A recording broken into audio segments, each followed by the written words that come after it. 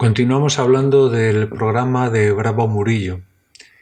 A las reformas que realizó en la administración y al arreglo de la deuda, hoy añadiremos un plan que realizó de obras públicas que incluía ferrocarriles, puertos de mar, canales y pantanos. Asimismo, firmó con Roma el Concordato en 1851 y realizó un proyecto de reforma de la Constitución española. Fernando VII, tras visitar sus instalaciones y consciente de que el Estado no podía seguir sufragando las obras, el 17 de marzo de 1831 se concede la gestión del canal a la Compañía del Canal de Castilla, que corre con los gastos necesarios para la finalización de las obras. El Estado estaba en verdadera quiebra a comienzos del siglo XIX. No disponía de fondos, no ya para continuar las obras, sino siquiera para mantenerlas, ni siquiera para mantenerlas. En 1835, ya bajo la dirección del ingeniero Epifanio Esteban, se finaliza el ramal del sur con la llegada de las aguas del río Pisuerga en Valladolid. Se puso en servicio todo el recorrido del canal en sus tramos del norte y del sur, es decir, desde Alar del Rey a Valladolid. Y en 1849 se concluye el ramal de Campos, ya bajo el reinado de Isabel II.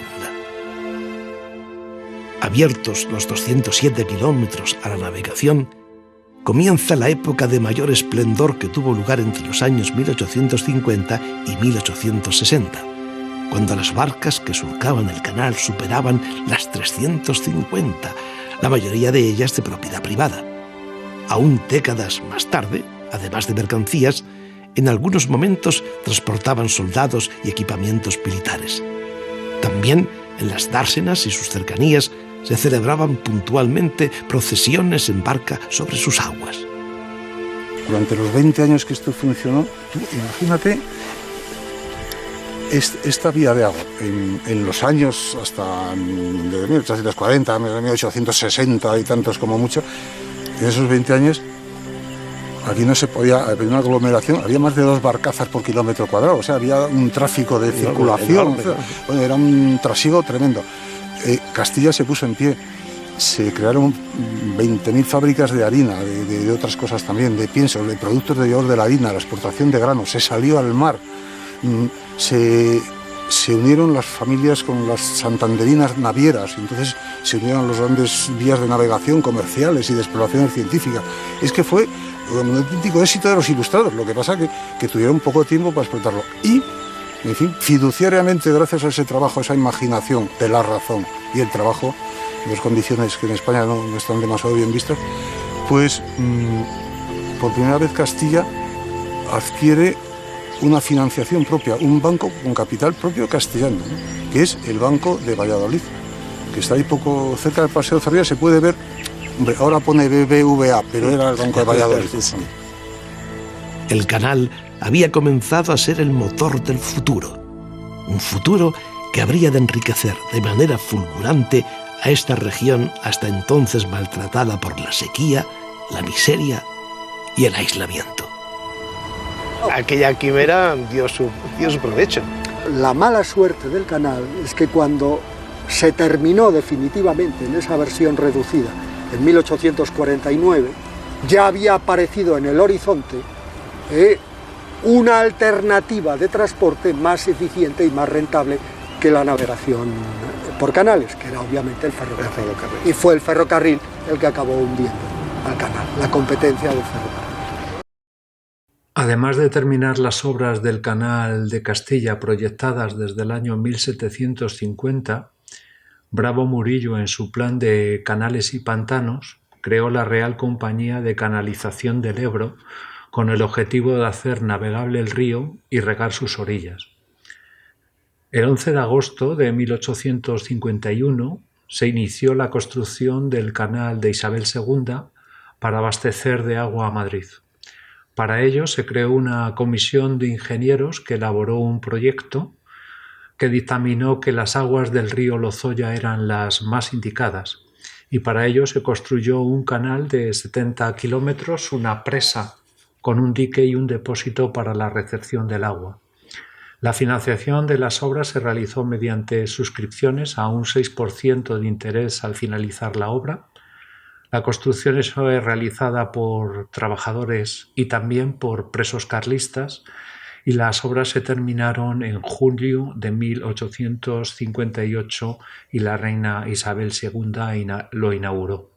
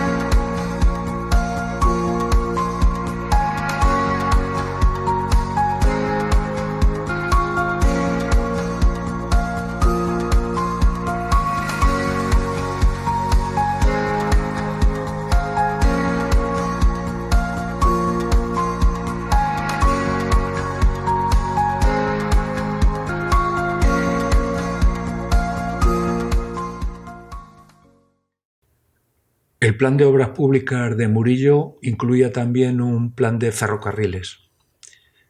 Se dejó la construcción del ferrocarril en manos de particulares, mientras que el Estado corría a cargo de la planificación, de la supervisión fiscal y de las subvenciones. Se planificó la construcción de 4 líneas: Madrid-Valladolid, que llegaría hasta Irún; Madrid-Sevilla, que pasaría por Extremadura; Madrid-Almansa, que llegaría a Valencia y Alicante; y por último Madrid-Zaragoza, que enlazaría con las líneas ferroviarias catalanas. Por último, el plan de obras públicas incluía un plan de puertos de mar, con la construcción de muelles de alto calado, espigones, dársenas y diques, con el objetivo de que atracaran allí barcos de gran tonelaje. También se dispuso que hubiera faros en todas las costas. Todas las obras, la limpieza y el dragado de los puertos principales españoles correría a cargo del Estado, y la de los puertos secundarios el Estado pagaría el 50% de los costos. Y por último se declaró como puertos francos a los principales de las Islas Canarias.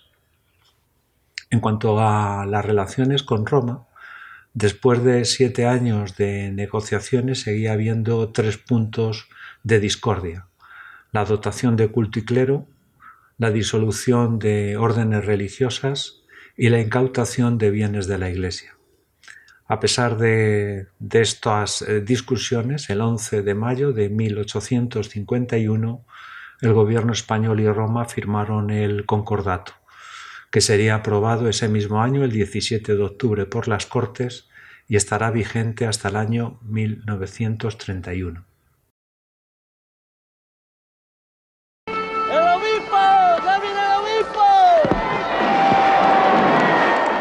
Los esfuerzos de los liberales moderados por reconciliarse con la Iglesia acaban fructificando en 1851 con la firma de un nuevo concordato con la Santa Sede. En él, Roma se olvida de las propiedades que le fueron arrebatadas a la Iglesia española por la desamortización de Mendizábal, a cambio de que la hacienda del Estado se haga cargo del mantenimiento del culto y del clero y garantice a la Iglesia un trato privilegiado, tanto en el control de la moral pública como en la enseñanza. A su vez, la corona recupera el derecho a intervenir en el nombramiento de obispos.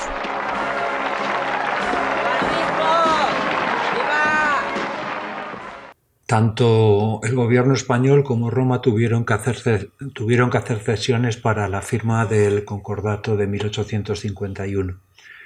En cuanto al Estado, reconoció el catolicismo como religión oficial del Estado, concedió a la Iglesia la enseñanza de la religión tanto en centros públicos como en privados, devolvió los bienes confiscados y no vendidos.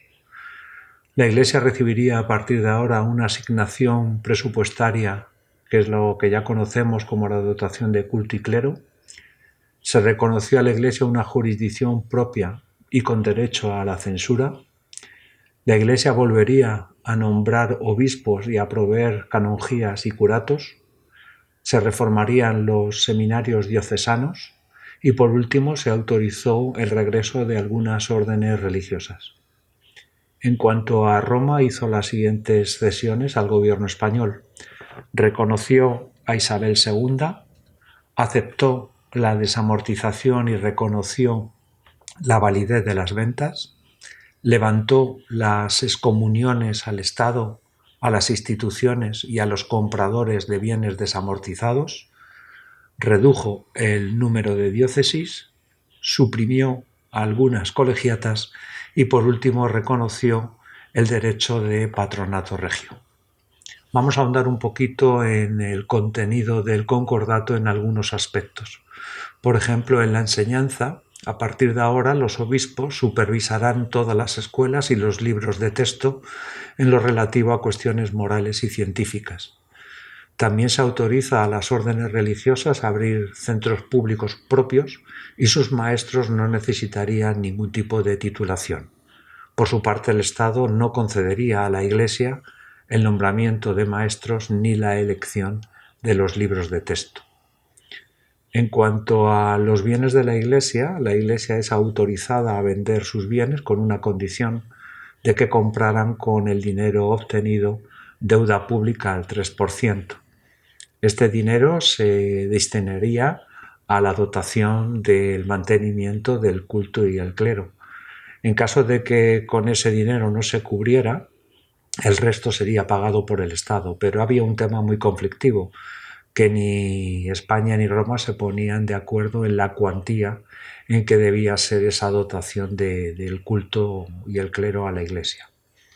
En cuanto a la formación del clero, se llegó a un acuerdo en que la organización académica estaría a cargo del Estado, mientras que la disciplina interna y la formación espiritual del clero estaría en manos de los obispos. Asimismo, se autorizó a los seminarios de Toledo, Salamanca, Valencia y Granada para que pudieran expedir títulos universitarios de teología. Y en cuanto a las órdenes religiosas que regresaron a España, entre ellas las más famosas fueron San Vicente Paúl y San Felipe Neri, quedarían sometidas a la autoridad del obispo, pero estos no podrían intervenir en el régimen interno de las órdenes, como la admisión de novicios, la dirección de los estudios, el traslado de los monjes, entre otras cuestiones.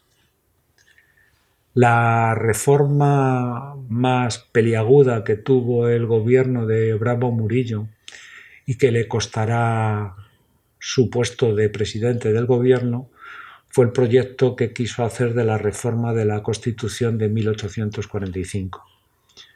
Bravo Murillo justificaba dicha reforma con el objetivo de fortalecer al Ejecutivo y así evitar agitaciones, motines o golpes militares. Se inspiró en la Constitución que realizó Napoleón III en Francia el 2 de diciembre de 1851, cuando dio un golpe de Estado y se autoproclamó emperador, prolongando su mandato durante 10 años. No hay comparativa posible con España por la menor presencia de militares en el gobierno español. Los objetivos de la reforma los podemos resumir en 3 puntos: dar más competencias al rey y menos a las Cortes, simplificar la Constitución de 1845 y hacerla más moderada, y crear una serie de leyes orgánicas sobre temas puntuales. Los puntos principales que perseguía la reforma era reforzar el poder ejecutivo del rey, reducir el número de electores y elegidos con el objetivo de ahorrar gastos, la vuelta de los senadores vitalicios y hereditarios al Senado, lo que supondría 1/3 del total, y que las sesiones de Cortes a partir de ahora se realizaran a puerta cerrada. En cuanto al tema de las leyes orgánicas sobre temas puntuales, quería reformar el Senado. Habría otra ley sobre la elección de diputados, sobre el regimiento interno de las Cortes, sobre las relaciones entre el Congreso y el Senado, sobre la seguridad individual de personas y propiedades, sobre el orden público, y también quería tratar sobre los títulos de grandeza de España y de la nobleza. Como ya os he dicho anteriormente, este proyecto va a contar con una gran oposición por parte de los partidos políticos, y ahí incluimos también al propio partido moderado de Bravo Murillo. No podía faltar un nuevo amante en la vida de Isabel II, y durante el gobierno de Bravo Murillo este papel le correspondió a José María Arana, al que os voy a presentar a continuación. José María Arana nació en 1826, hijo de los condes de Sevilla la Nueva, servidores de la familia real. Inició su carrera militar a los 15 años. Durante los sucesos de marzo de 1848 en Madrid, era uno de los oficiales que combatían la revuelta. Fue herido de bala en un hombro y por el valor demostrado fue ascendido a teniente. En mayo se repitieron las revueltas. Aranda era el ayudante de campo del capitán general de Madrid, José Fulgosio, cuñado de María Cristina. Este murió en la revuelta y Arana fue encargado de informar al gobierno de lo que estaba ocurriendo. Tuvo que atravesar la calle Mayor. Varios de sus escoltas murieron en el intento, pero él consiguió llegar hasta Palacio. Su acción emocionó a la reina y fue ascendido a capitán, además de recibir la Cruz Laureada de San Fernando. Desde 1850, su amistad con Isabel II empezó a ser cada vez más notoria. Varias veces a la semana se celebraban por la noche en Palacio los denominados bailes pequeños, fiestas reducidas e íntimas de no más de 30 personas, entre familia real y alta nobleza que servía en Palacio. Arana se convertiría en un asiduo a esas fiestas. Tenía 24 años y la reina 21. Como Arana era enemigo de provocar escándalos y de intervenir abiertamente en política, la relación era tranquila y discreta, aunque ya había traspasado los muros de Palacio y en la calle se hablaba maliciosamente del pollo Arana. Junto a Arana, Isabel encontró la tranquilidad y el afecto más sincero de lo que hasta entonces había gozado, pues Arana la amaba de verdad. Puso un ultimátum a Isabel: si viene Narváez, me voy yo. La reina sabía que necesitaba a Narváez, pero su pasión por Arana prevaleció sobre la necesidad política. En torno a 1856, Arana dejó de ser el amante de la reina.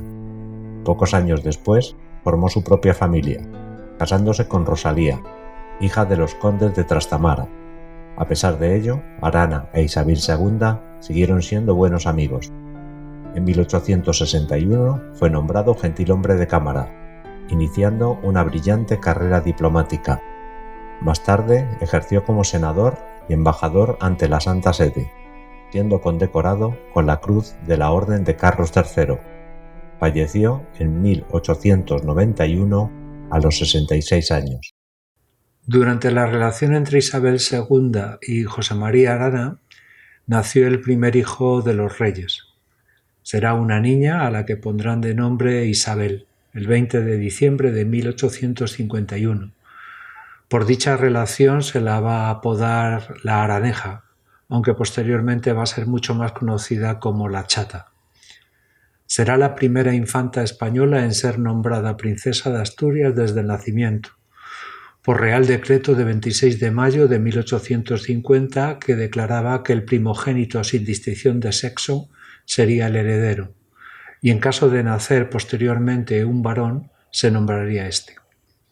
El séquito que tuvo la princesa de Asturias era perteneciente a la alta nobleza, leales a la corona y casi todos de una cierta edad.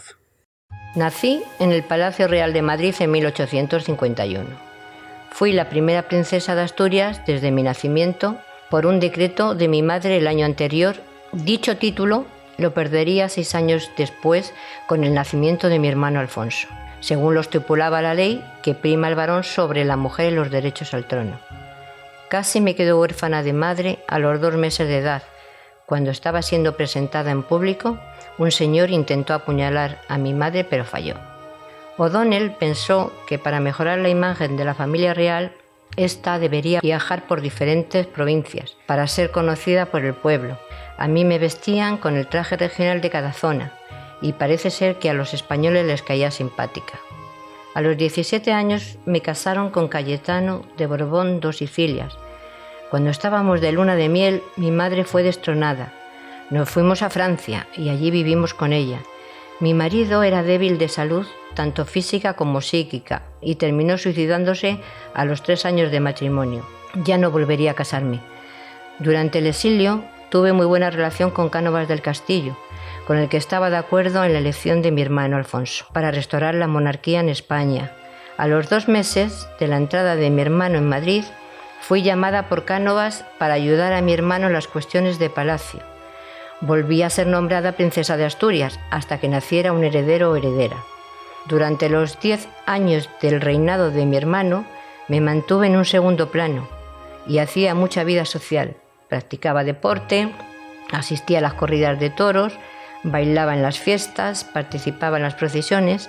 Me hice muy popular entre los madrileños, que cariñosamente me llamaban la chata por mi nariz, apodo que no me importunaba lo más mínimo. A la muerte de mi hermano, me volqué en mi sobrino Alfonso. Reconozco que lo mimé y lo consentí en demasía.